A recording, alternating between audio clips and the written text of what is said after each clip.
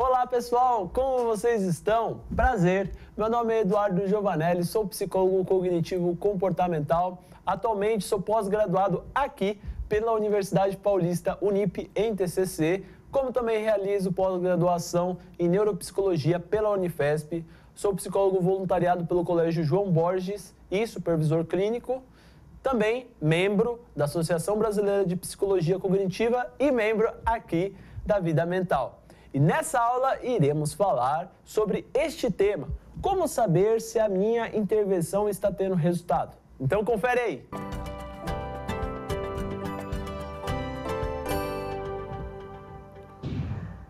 Primeira coisa, pessoal, antes de você se questionar se a sua intervenção está tendo ou não resultados, eu fiz diversos questionamentos socráticos aqui do lado para você mesmo se questionar em relação a isso. Então vamos acompanhar o primeiro pensamento. Qual a intervenção que você está utilizando? Qual é a forma que você está demonstrando isso? Qual é o seu manejo em relação a essa intervenção? Você tem um objetivo claro dessa intervenção ou não? Se você não tiver um objetivo claro, lembre-se, talvez isso esteja correlacionado a essa parte de não dar resultados. Por quê? Se você não tem um objetivo específico da sua intervenção, às vezes o objetivo que você almejou ou você pensou em realizar ela não seja atingido, porque você não estruturou este objetivo. Beleza? Qual que é o próximo passo? Qual que é a base? Antes de você observar a intervenção em si, o que vem embaixo? O que é? Em relação, antes de você intervir, modelo cognitivo, conceituação cognitiva. Qual que você está utilizando? Qual você observou no seu paciente? Essa intervenção vai de encontro com essas intervenções? Tudo isso você pode explorar através do seu próprio questionamento socrático. Outro, qual é o manejo? Como você está exercendo? Que vai de encontro também qual a intervenção está sendo utilizada. Próximo questionamento. Como você teve essa conclusão? Então, assim, é uma conclusão pessoal sua que as intervenções não estão tendo resultado ou o paciente te traz isso, que as intervenções não estão tendo resultado? Lembrando que precisa ter uma coparticipação em relação a isso. O que é uma coparticipação? O que eu falo para vocês, pessoal? Tem gente que não pratica, às vezes, as tarefas. Se não pratica as tarefas, qual é a melhor forma de intervir se não está sendo realizado as atividades? Então, fazer essa psicoeducação dá importância de realizar as tarefas durante as sessões. Como também, se você percebeu que você está intervindo através de um determinado fator e não está dando resultado, tem uma outra possibilidade de você intervir no mesmo fator que você quer de uma outra forma? Existem diversas técnicas cognitivas comportamentais experienciais que você pode utilizar para se chegar a um determinado resultado de diferentes formas. Beleza? Próximo. Concentre nisso. Primeiro, revisar o básico. O que é o revisar o básico? Revisar os pensamentos, as crenças, os esquemas que o paciente está adotando. Esse é o básico.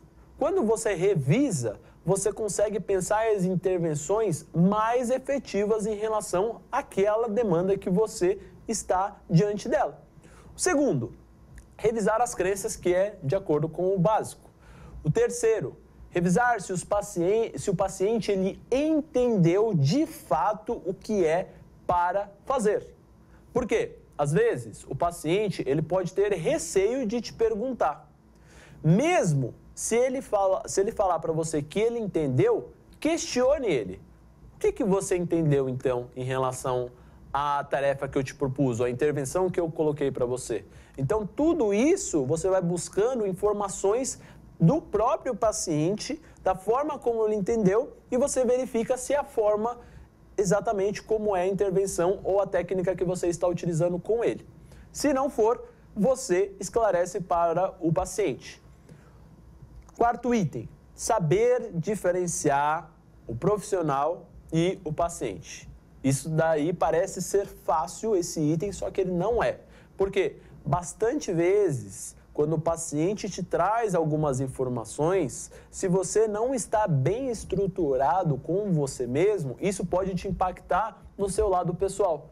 Se impactou no seu lado pessoal, nem que seja segundos ou minutos, são segundos ou minutos no qual você está voltando a atenção para você e deixando a atenção do paciente de lado.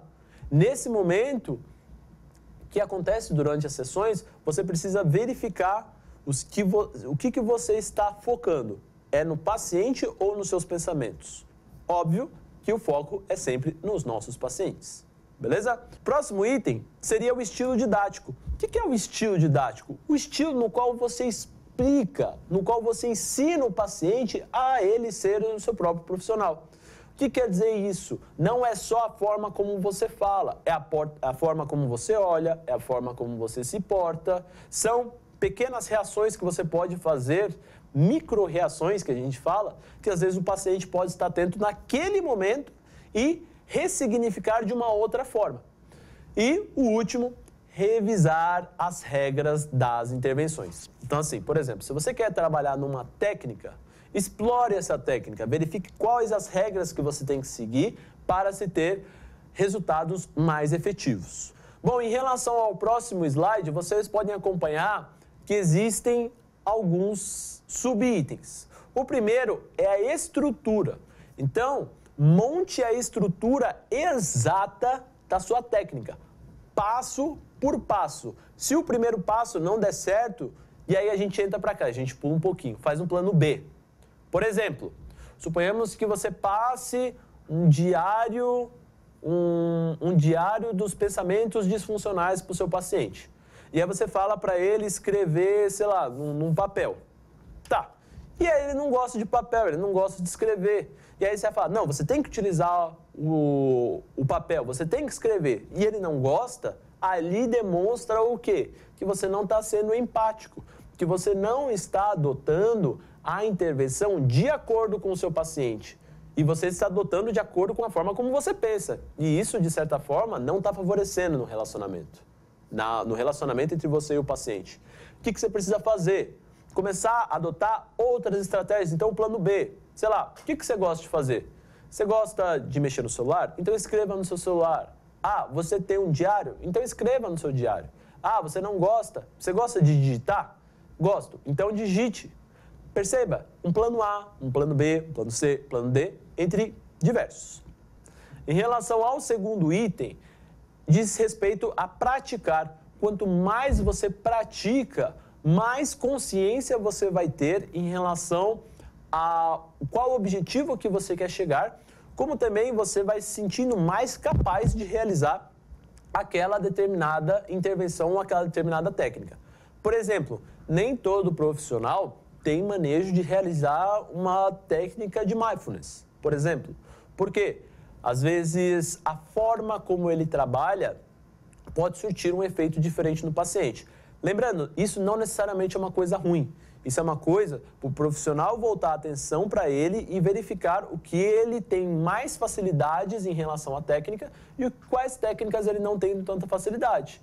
As técnicas que ele não tem tanta facilidade, cabe a ele a se especializar e adquirir outros repertórios ou muitas vezes só ficar naquelas técnicas que ele tem.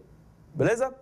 Em relação ao terceiro item, diz justamente em relação a adaptar. Adaptar o quê? Adaptar a intervenção ou a técnica para aquele paciente de uma maneira singular. O que eu quero falar com maneira singular? Que às vezes a forma como você vai utilizar uma técnica é diferente de um paciente para o outro. Nunca vai ser igual. Aí você fala, nossa, Eduardo, mas nunca? Nunca. Por causa que vão ter reações diferentes. Você pode até praticar a técnica da mesma forma, só que o resultado a posteriori, que é depois da técnica, vai demonstrar o quê? Uma diferenciação, porque são pessoas diferentes. Tudo bem?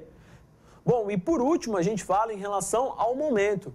Então, saber o momento no qual o paciente está. É viável essa intervenção naquele momento? Sim ou não?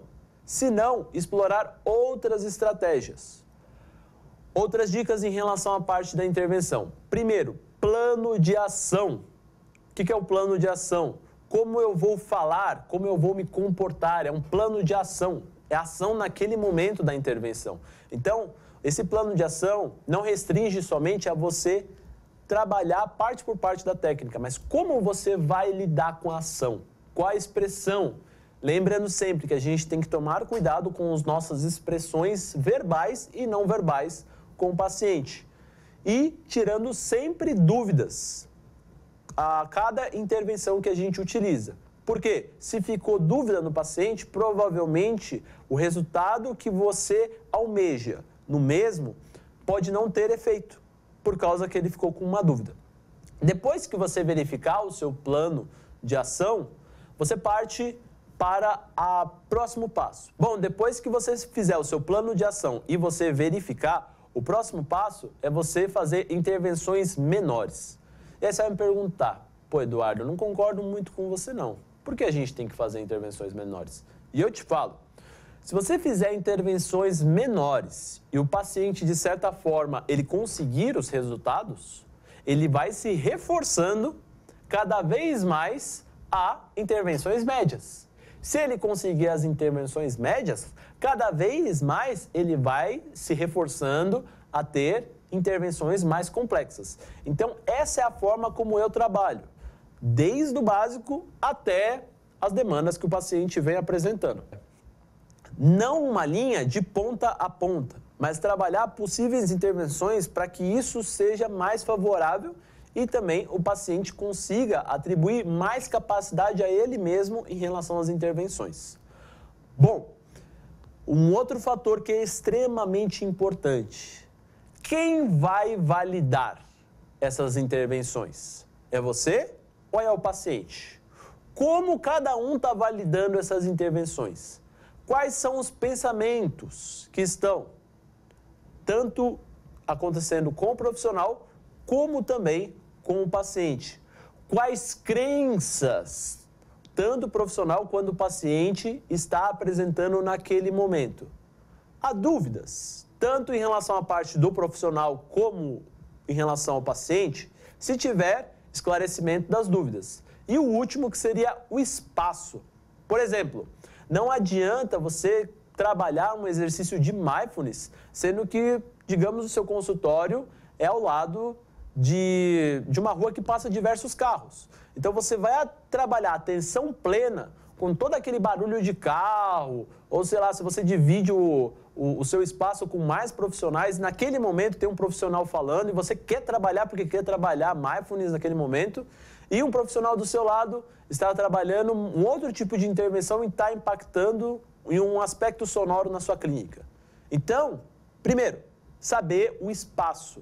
Denominar o espaço para a sua intervenção. É essencial que o espaço seja favorável para a sua intervenção.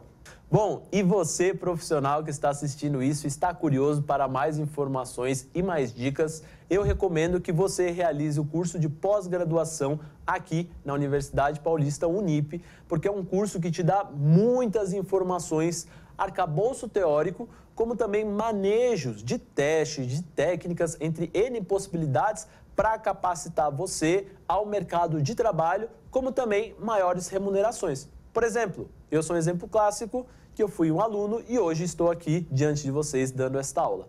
Se você quiser saber mais informações, o contato do Dr. Eudes está aqui em cima e o contato da Unip está aqui embaixo. Basta você entrar em contato com algum deles para maiores informações. Bom, pessoal, eu vou ficando por aqui. Um excelente abraço para todo mundo e muito obrigado.